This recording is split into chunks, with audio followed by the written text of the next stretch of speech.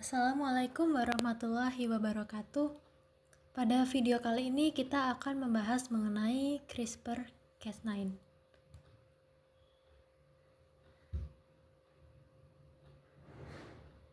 CRISPR atau Clustered Regularly Interspecies Short Palindromic merupakan proses yang menggunakan protein yang dipandu oleh RNA untuk secara tepat menargetkan dan memotong urutan DNA tertentu di dalam sel. Pada CRISPR ini terdiri dari dua bagian. Yang pertama ada guide RNA atau RNA pemandu, kemudian ada enzim pemotong DNA.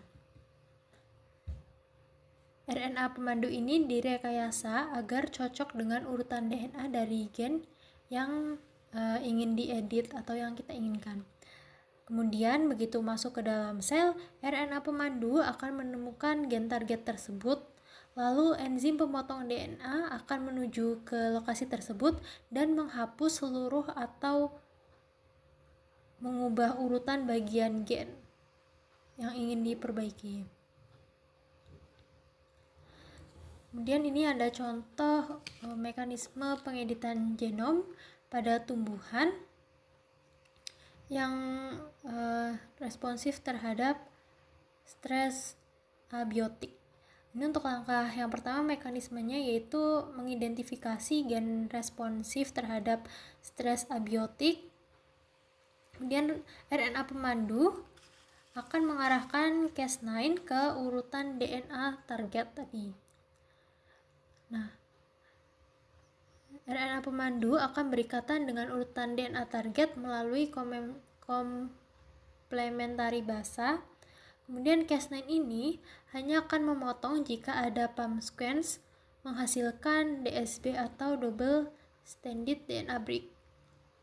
DSB yang terbentuk diperbaiki oleh dua jalur perbaikan. Yang pertama ada NHEJ, di mana perbaikan ini dia cepat namun rawan terhadap kesalahan, menghasilkan indel yang digunakan untuk membuat knockout gen.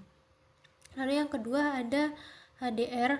Untuk HDR ini dia membutuhkan template dari DNA donor namun lebih presisi sehingga memungkinkan knocking gen, penggantian urutan atau mutasi spesifik. Setelah DNA tadi masuk,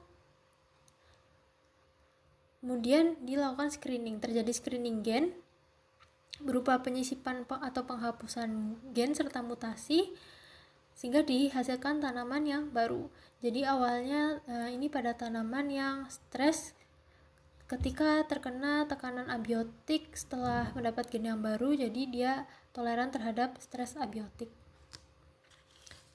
Selanjutnya CRISPR-Cas9 dalam pemuliaan tanaman.